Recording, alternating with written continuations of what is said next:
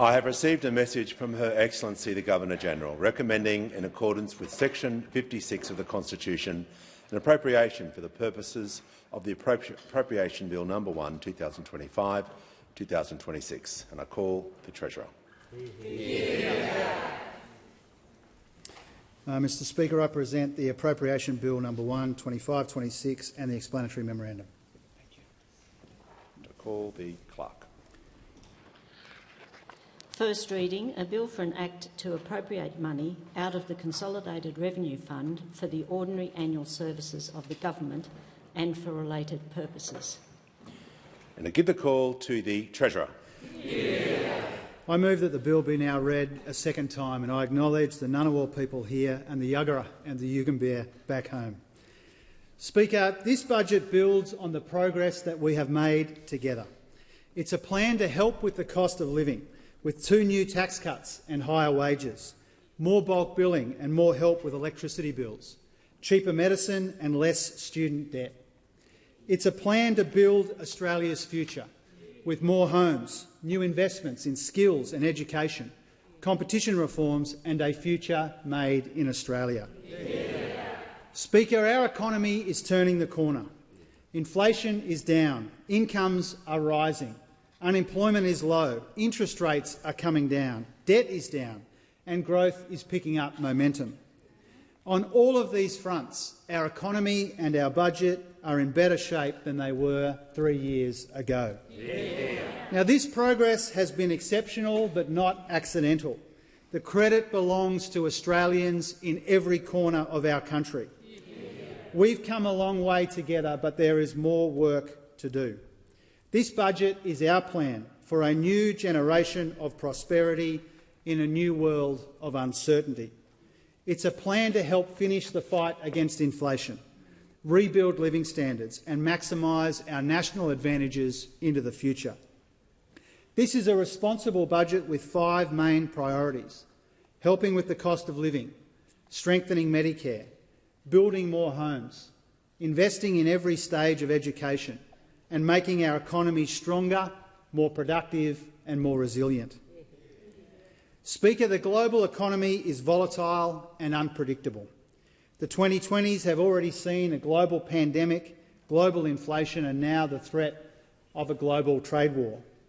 The whole world has changed as a consequence. Tariffs and tensions abroad have been accompanied by storms here at home. Ex-tropical cyclone Alfred could wipe 0.25 percentage point off quarterly growth.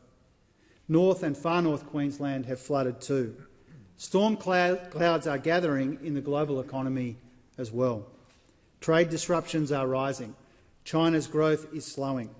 War is still raging in Europe and a ceasefire in the Middle East is breaking down. Treasury expects the global economy to grow 3.25% for the next 3 years, its slowest since the 1990s. It's already forecasting the 2 biggest economies in the world will slow next year, with risks weighing more heavily on both. Australia is neither uniquely impacted nor immune from these pressures, but we are among the best placed to navigate them. We're emerging from this spike in global inflation in better shape than almost any other advanced economy. Growth is forecast to pick up from 1.5% this year to 2.5% in 2026-27.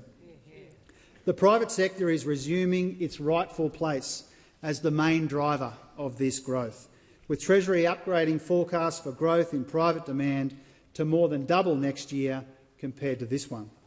Unemployment is now projected to peak lower at 4.25%. Employment and real wage growth this year will be stronger and participation will stay near its record high for longer.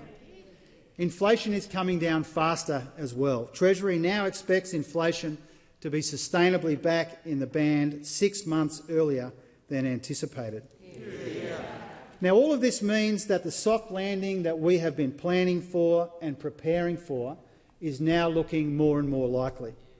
Because of our collective efforts, the worst is behind us and the economy is now heading in the right direction. Yeah. But there's more work to do because we know that people are still under pressure. The cost of living is front of mind for most Australians and it is front and centre in this budget. We know the welcome improvements in the aggregate numbers don't always immediately translate to how people are feeling and faring. We've made a lot of progress together, but we know that many people are still doing it tough. Our plan to rebuild living standards starts with cost of living help and wages growth. It includes more hip pocket help for households, 2 new tax cuts for every taxpayer, more energy bill relief, increasing wages and reforming non-compete clauses, more bulk billing and cheaper medicines, student debt relief, and a fair go for families at the checkout and for farmers at the farm gate.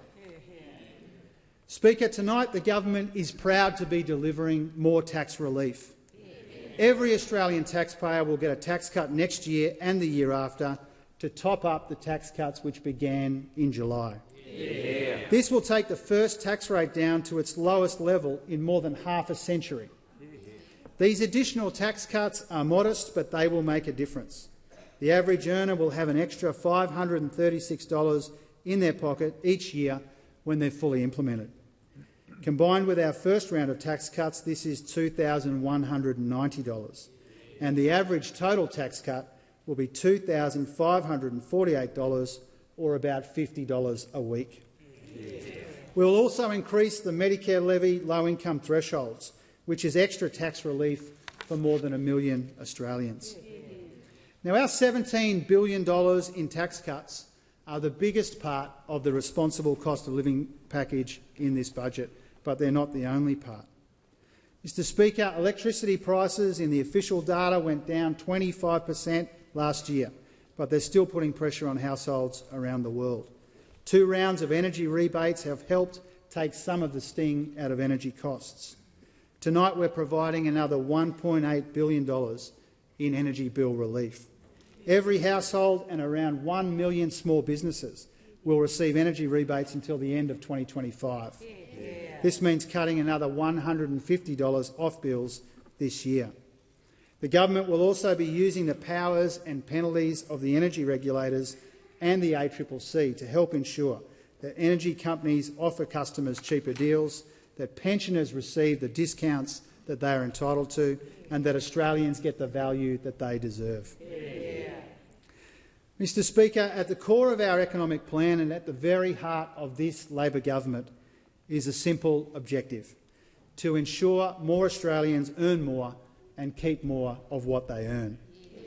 In the 5 quarters before our first budget, real wages fell in annual terms. They have now grown for the last 5. Real incomes per capita are now growing too. This is the dividend of our economic plan to get inflation down and wages up and tax cuts flowing. Tonight we're providing an additional $2.6 billion to fund pay rises for aged care nurses from March this year, so that the workers that we trust to care for our parents and grandparents get paid properly for the work that they do. We're reforming non-compete clauses to lift wages by up to $2,500 a year for workers covered by them. We've supported an historic wage increase for the early childhood educators and care workforce, and we've backed pay rises which ensure the national minimum wage has risen by almost $7,500 a year. Speaker, we know that Australians, despite all of this, are still under pressure, and a lot of that pressure is felt at the checkout. That's why we're cracking down on the supermarkets, by empowering the competition watchdog, making the food and grocery code mandatory, increasing penalties and boosting competition. At the same time, we're targeting excessive surcharging and scams and unfair trading practices that harm consumers. Speaker, a university education is a life-changing opportunity, but it shouldn't leave Australians with a lifetime of debt. This year we will cut 20% of all student loan debts, raise the minimum repayment threshold and reduce repayment rates. Combined with our existing student debt relief, we will slash $19 billion in debt for more than 3 million Australians. Speaker, in every budget, including this one, we have made medicines cheaper. Tonight we reduced the maximum price for a PBS script from $31.60 to $25. And pensioners and concession card holders will still pay $7.70 a script because we froze their costs as well. We're also investing $1.8 billion to list more life-changing and life-saving medicines on the PBS. For example, cutting the cost of a lymphoma treatment will save some Australians more than $600,000. Speaker, the Pharmaceutical Benefits Scheme is a great Labor creation and it's a great Australian institution. And we are strengthening it because Australians need us to, not weakening it because American multinationals want us to. A Labor government created Medicare as well, and only Labor governments strengthen it. Tonight we are proud to make the single biggest commitment to Medicare since its creation. A record $8.5 billion to lift bulk billing rates and build our health workforce. Because of this investment, 9 out of 10 GP visits should be fully bulk billed by the end of the decade. More bulk billing will mean less pressure on families. These incentives mean there will be around 4,800 fully bulk billing practices around the country, making it easier to see a doctor and get the care that you need, and saving patients around $860 million a year. This budget also delivers new incentives for doctors to train as GPs, new scholarships for nurses and midwives, and another 50 Medicare urgent care clinics. This is a $644 million investment in this budget to build on the 87 urgent care clinics that we've already opened.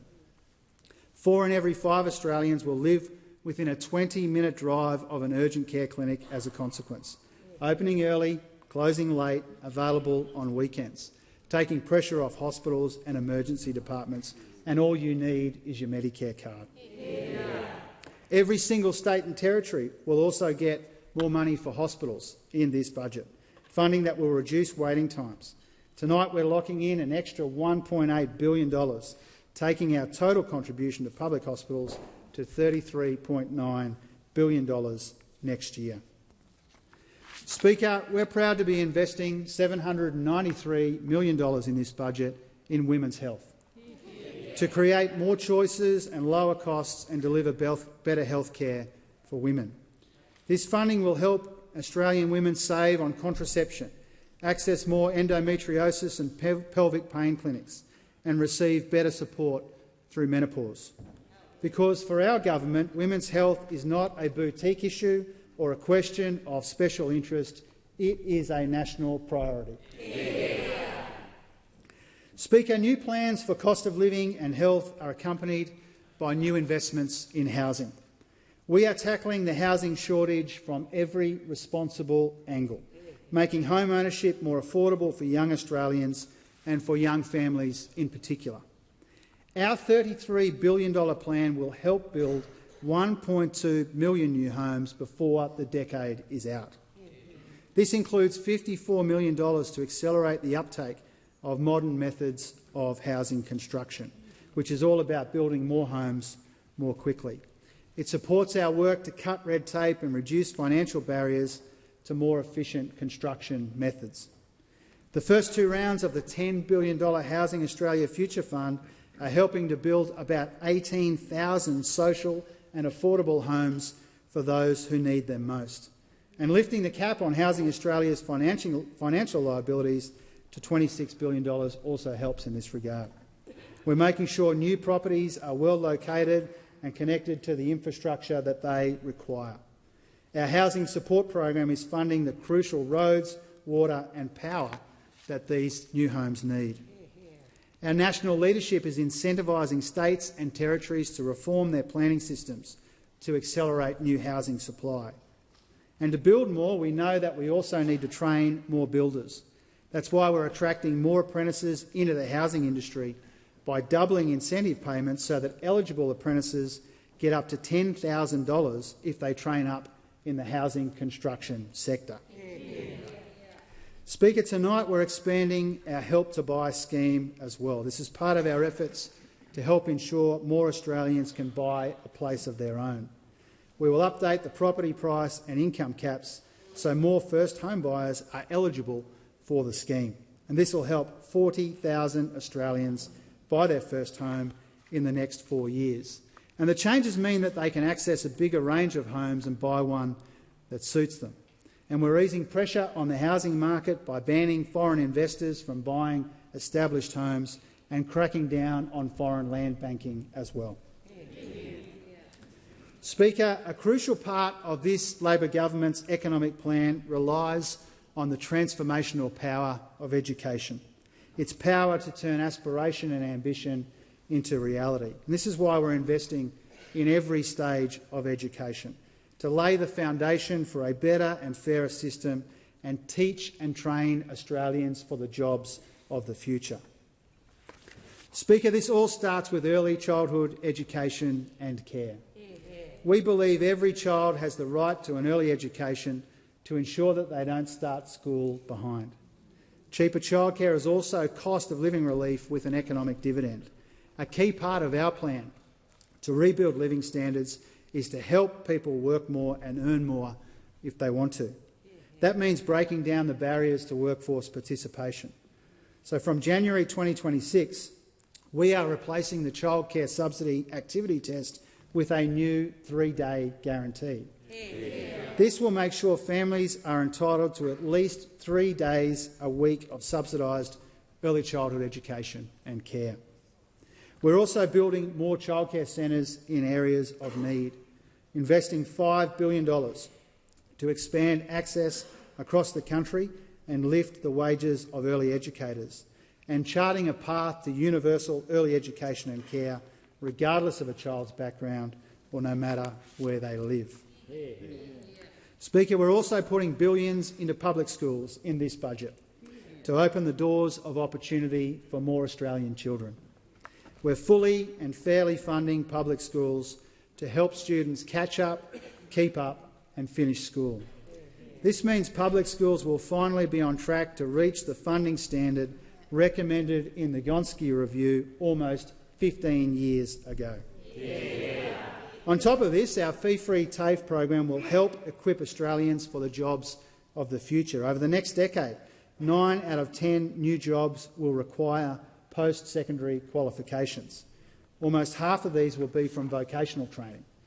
We've introduced legislation to lock in 100,000 free TAFE places annually from 2027, and we've committed $1.6 billion to fund these places until 2035 to make it easier for Australians to train, retrain and upskill.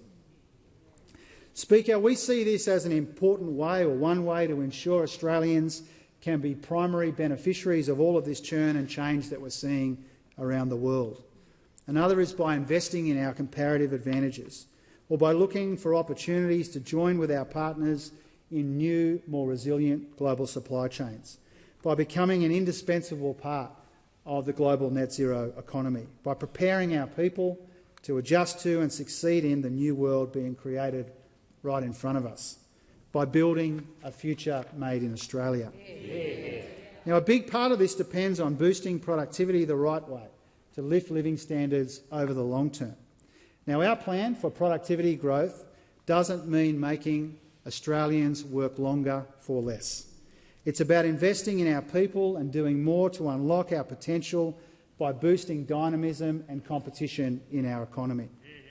We've created a $900 million fund to reward state governments for implementing reforms that promote competition.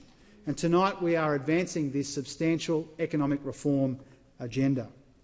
We will abolish non-compete clauses for most Australian workers. Non-competes are holding too many Australians back from switching to better, higher-paying jobs.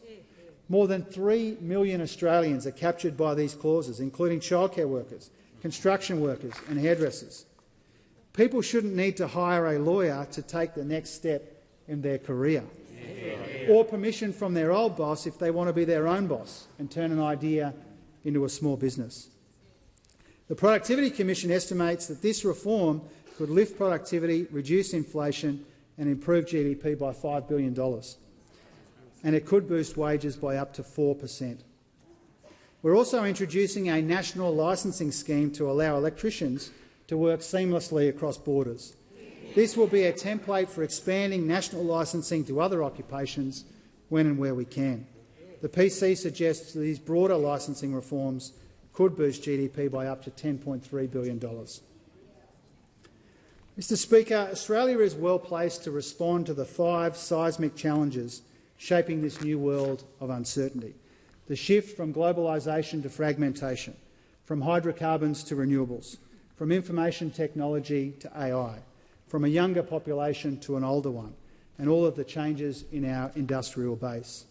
Now, all of this puts a premium on resilience, and that's what a future made in Australia is all about. In this budget, we're investing more than $3 billion to support the production of Australian-made green metals like aluminium and iron, building on the tax incentives for critical minerals and green hydrogen that we legislated last year.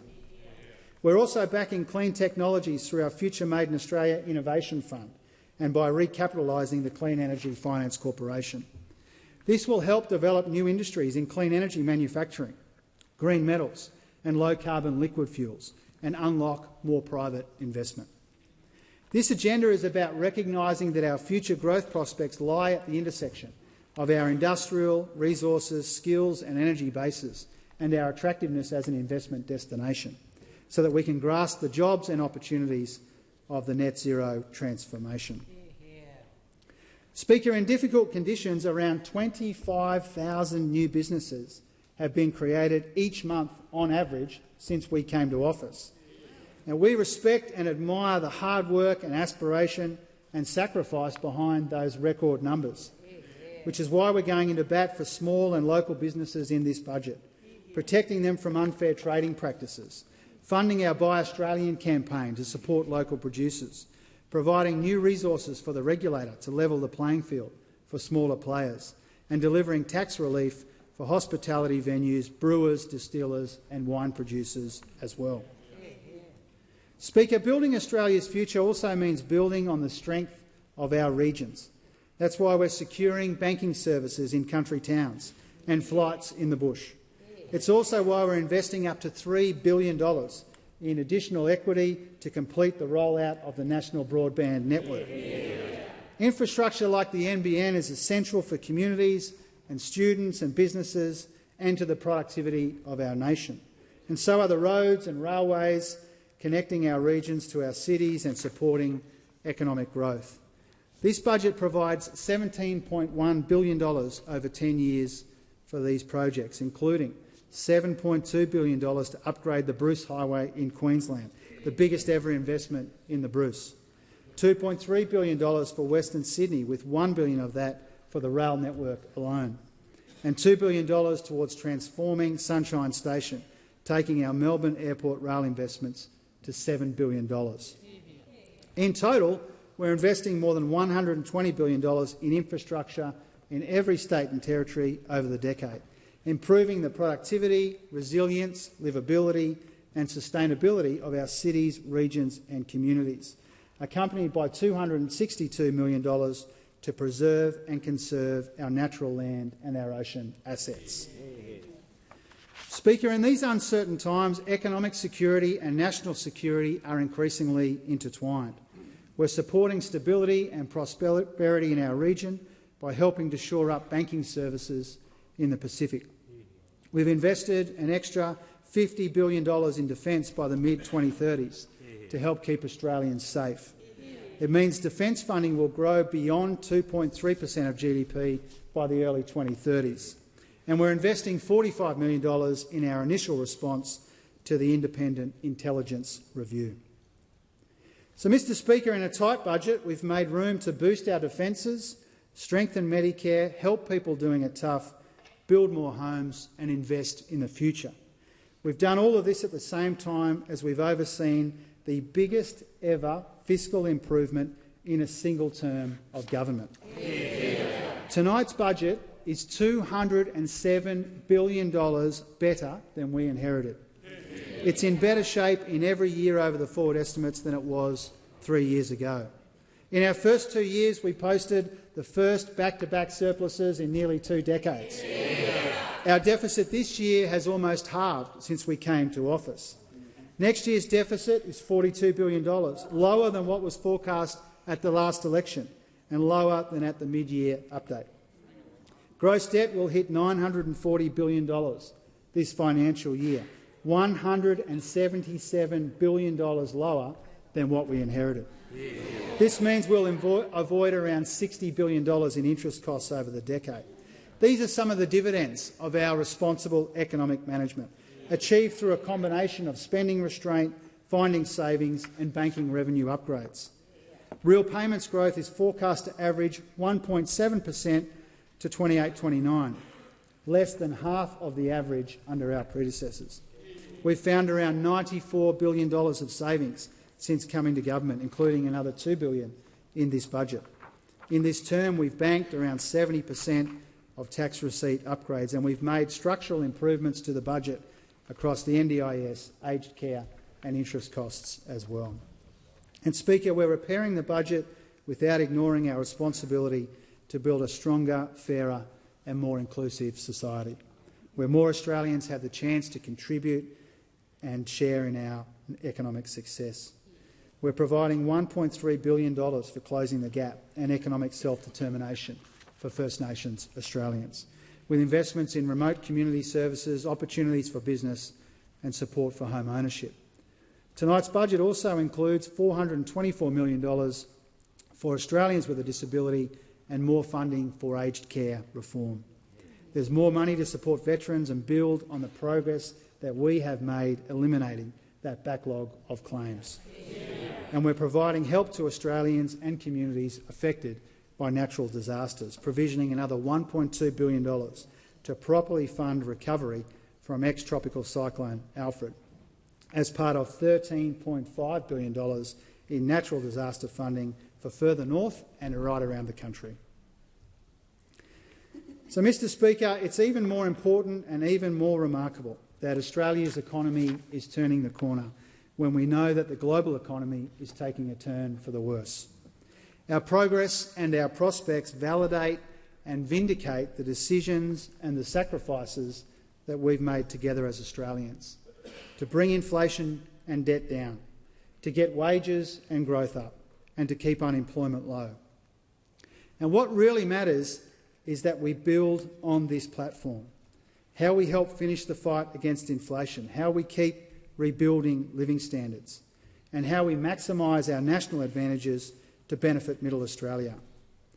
The plan at the core of this budget is about more than putting the worst behind us. It's about seizing the best of what's ahead of us, to build a stronger economy together and to build a future that we can all be proud of. And that's why I commend this bill and this budget to the House.